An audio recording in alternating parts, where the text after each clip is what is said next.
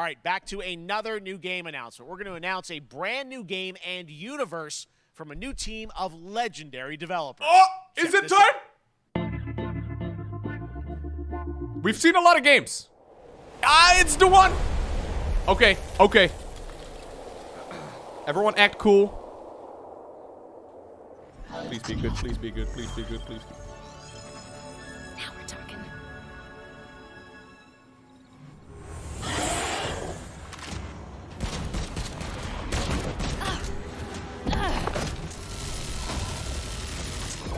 I'm gonna be maining whatever that guy is. Hang tight, Doc.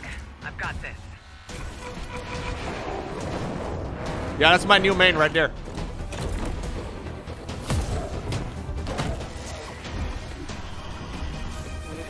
Oh.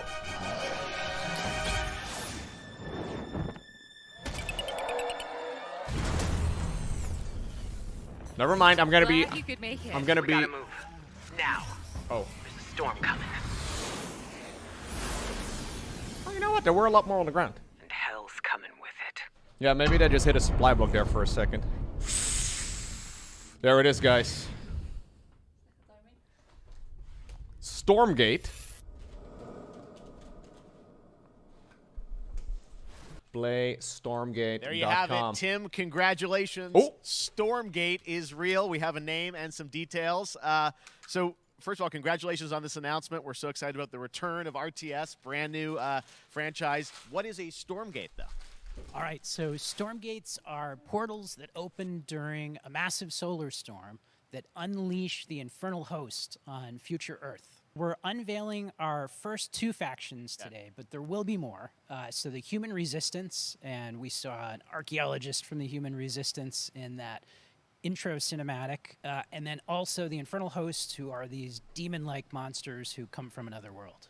Website is down, guys. One thing everyone wants to know about, especially your background pedigree of the team, of, where do you want to push the RTS genre? It's something we've all loved for decades, but, opportunity for a lot of innovation. I know you're going to show us, I think, some hints of where you're going to go image-wise. It's a great name, though. Gameplay made in Unreal Engine, but any sense of what you want to do for the gameplay in this game? Absolutely. But the first thing I want to say is we are very consciously trying to stay true to what players already love about RTS. Where we're really trying to push the genre and be innovative. First off, approachability. For one thing, we're free to play, but no pay to win, no NFTs, nothing like that. Just to lower that barrier to entry to get players in. Can we get some We're also Frost really coin? trying to be a lot more social. So you'll be able to play the campaign cooperatively. We've got 3-player open-ended co-op. Storm coin? And we've even got 3 versus 3 for competitive multiplayer. But of course, we've also still got 1v1 competitive. And as a little surprise, I think we've got some first kind of work-in-progress images from the game, right? Yeah, these are still very much still being worked on, but some shots of actual assets that we're building in Unreal Engine 5. Wow. Well, I love it. 2023, you said, for the beta, so people can sign up now, get ready. And It's pretty I'm just soon, so man. thrilled that there is a brand new RTS franchise coming from you guys and your background and what you did, at Blizzard and StarCraft. We're so excited about this team. Frost Looks Giant. good, right? Thank you so much for giving us your announcement today on Summer Game Fest. Thank you so much for having us here. Really grateful. So, apparently, their Twitter is up. Stormgate is a free-to-play RTS game from Frost Giant. Sign up for the beta at playstormgate.com. Do you think it works now? Earth. 2 something something something AD. And you can wishlist the game right now on Steam, apparently. Fair enough. Alright. We've got some Diablo, some Marines. I saw like a little probe in that cinematic as well. There's like a mutalisk sort of thing. Yeah, the website is still down. But the fact that beta apparently is supposed to begin in 2023 is actually pretty soon. So they were nice enough to share a bunch of info in advance already for a bunch of people, which is really cool. So I've heard of the name a little while ago, and it's honestly been pretty exciting. Like, they've shared their vision about what they have intending, or what they're intending with the game, and honestly, it all sounds very, very promising. So Stormgate is a free-to-play, real-time strategy game set amidst a war between humanity and an onslaught of alien invaders. Take on the campaign alone or cooperatively, play casual and competitive PvP and co-op modes online, or get creative in the editor. Welcome to the future of RTS. Right. So, free to play, campaign, cooperation, casual or competitive PvP, and then creative in the editor. I think that like those things are probably the most important parts. And it looks like they are willing to tackle all of it, which is great. So welcome to the future of RTS. Stormgate is the new real-time strategy game from the team at Frost Giant Studios, including the former developers of Warcraft 3 and StarCraft 2. Explore an ever-evolving story through thrilling campaign missions where science fiction and fantasy collide, solo or cooperatively. Battle opponents, so does that mean you can play the campaign in co-op? Battle opponents around the world on our competitive 1v1 ladder. Team up with your friends to challenge the AI in cooperative mode. Get your hands dirty in the editor to build the game of your dreams. He said that the campaign was co-op? Nice. So developed in Unreal Engine 5, Stormgate will support high-resolution HD visuals in 4K and hundreds of units in an epic, large-scale battle across a variety of maps and tile sets. Right, so this is actually quite big. Unreal Engine 5 has something that StarCraft 2 kind of lacks, and that is proper multi-threading. So StarCraft 2 obviously, kind of has a hard time playing 4v4 properly just because it's bound to just a single core, and you can just run into some limitations that way. Even in 1v1, when you're playing like a late-game match, it's actually very hard to maintain above 100 frames per second. So Unreal Engine 5 seems to be running extremely smoothly from what I've heard. And apparently you can even build like a map editor in it. So the user interface is designed to make RTS more approachable by streamlining inputs, automatically assigning units to control groups, and enhancing gameplay. We've lowered the skill floor while keeping the ceiling as high as you want to climb. So that's huge, right? Like this right here is by far the most important thing if you want to draw in a bigger audience. Like one of the main complaints I hear about StarCraft players in particular, or people that want to play StarCraft, is that it takes like 100 hours to be not terrible at the game. And even though it's kind of easy to understand what's going on in a game of StarCraft, it's very hard to master. So one of the issues you run into by making the game easier for newer players is that it might also make the game easier at the pro level. Right? So being able to make things easier, like for example, by automatically assigning units to control groups. So I imagine the way this works is like if units pop, let's say you like have Marines already on hotkey 1. If you make new Marines, they're going to be added automatically to hotkey 1. Something like that. Doesn't seem like that would necessarily make... Yeah, I use F2 anyways, guys. You can make hotkeys in StarCraft 2? I thought you could just use the all army hotkey. It just puts all the units on there right away. Anyways, Stormgate. What do you guys think of the name, by the way? I think Stormgate is a pretty good name. Yeah. It's like easy, rolls off the tongue well. Pretty memorable. Yeah. Stormgate sounds pretty good. Stormgate. Yeah, I guess it's Singapore, right? SG would be, for a lot of people, at least Singapore.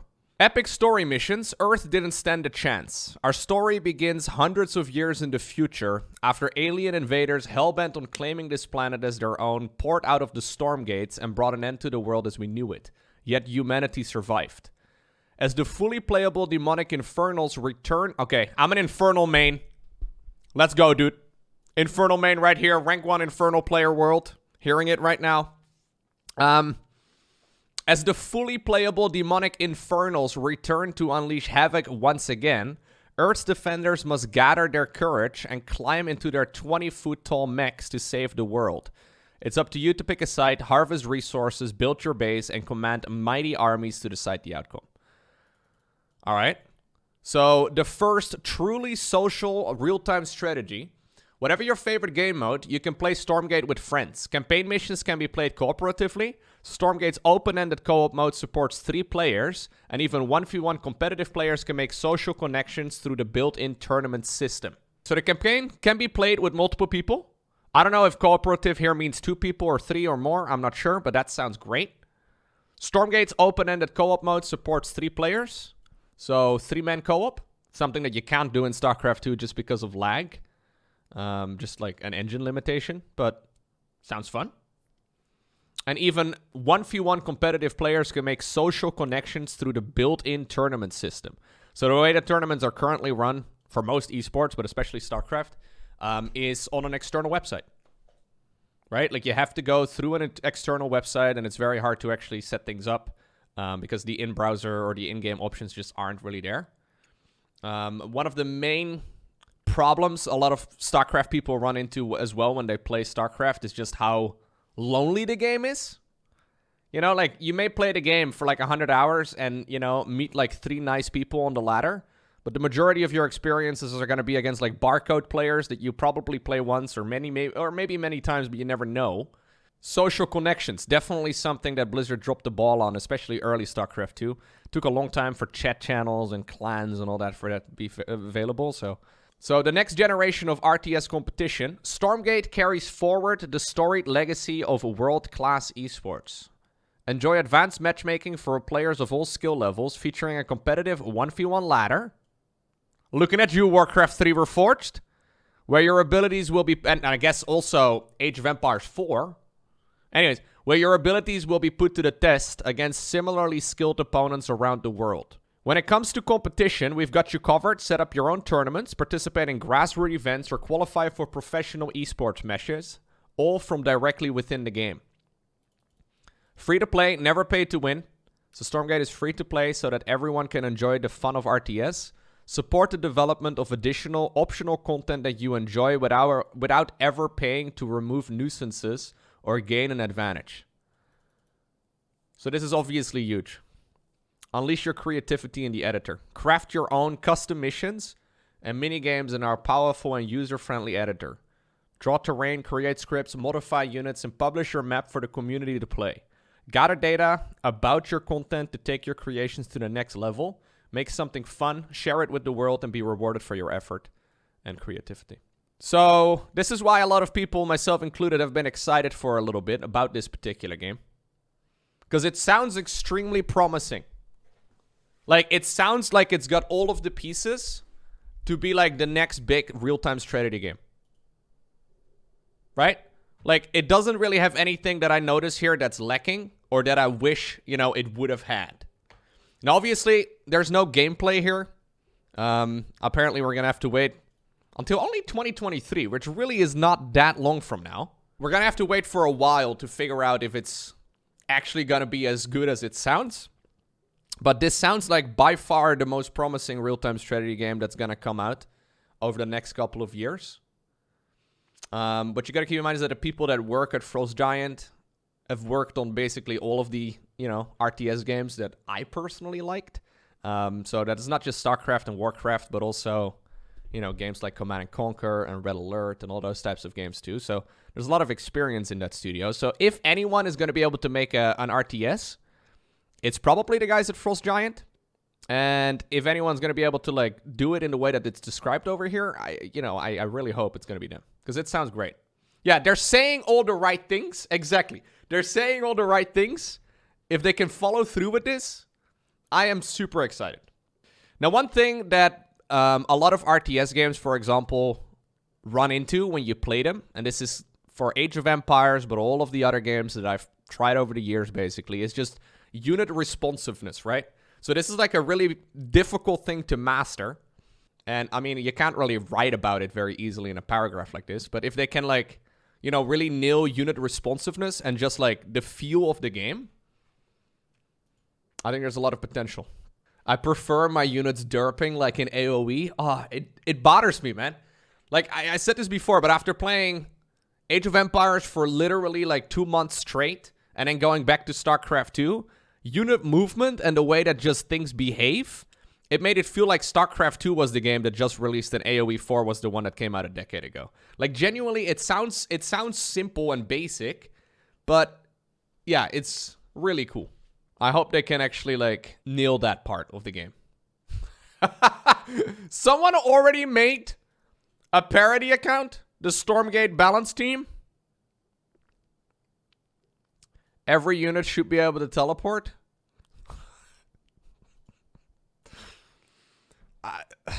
Really? Who made this? Alright, fine. Alright, fine. Just because you're catching me when I'm, you know, I'm feeling good. Alright. So these are pre-alpha in development assets, not final. I mean, it's very hard to read the game based off of this, right? Very hard to judge how the game is going to be based off of this alone. But still very cool. Yeah. It does look like something you can actually make in Unreal Engine 5, right? So one very important thing you have to keep paying attention to with these modern editors is that you have to keep the game legible. There have been a bunch of games recently that have been made by smaller studios that are very beautifully graphical. Like they're very graphically impressive, but very hard to actually play because, you know, there's too many gloom effects and it's just really difficult to see where your characters and units actually are. Yeah, if you can have like for example, as we do in StarCraft 2, you can have like nice, colorful, decorated areas of dead space, but then the actual playable map, which is kind of what this looks like, is very easy to read. I think that'd be pretty good. Yeah. They did share a couple of sound bites, by the way. We already had a look at those a little bit ago, but here you go.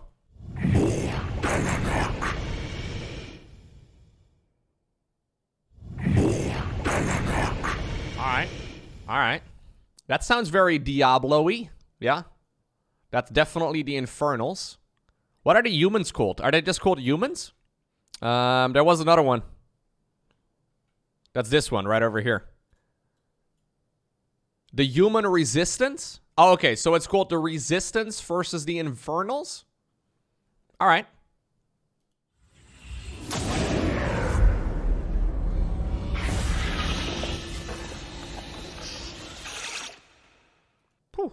This is the Back to Warcraft stream, guys. What we really are striving towards is the idea that you're going to have crisp responsiveness. You're going to have very smooth pathfinding. I know the analogy that I made in one of the presentations you guys attended, one of the pre-brief summits, is the idea of a crispy piece of fried chicken that when you bite into it, you get an audible crisp, and you get a crunch in your mouth. So it's all these senses being overwhelmed, and you're really like feeling that the RTS is listening to your commands. So not only is it the responsiveness, it's also the feedback. When you click, something happens. There's an audible sound. There's a response from your mouths. And in order to achieve all those things, the crisp pathfinding and the responsiveness, we've built what we call Snowplay, which is a custom built, highly configurable and extremely efficient gameplay simulation that unlocks low bandwidth multiplayer game features. We're building it on top of the Unreal Engine, and it's going to be something custom that no other RTS is going to have. In addition, this system is being led by James Anhalt, who was the chief architect of the pathfinding system in StarCraft 2. So we have a lot of confidence going into the Okay, hold up. We're going to be. So I was just talking about this. Pathfinding is apparently led by the same guy who did the pathfinding in StarCraft 2.